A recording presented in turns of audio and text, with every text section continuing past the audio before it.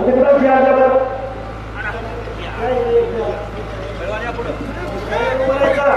सगळ्यांनी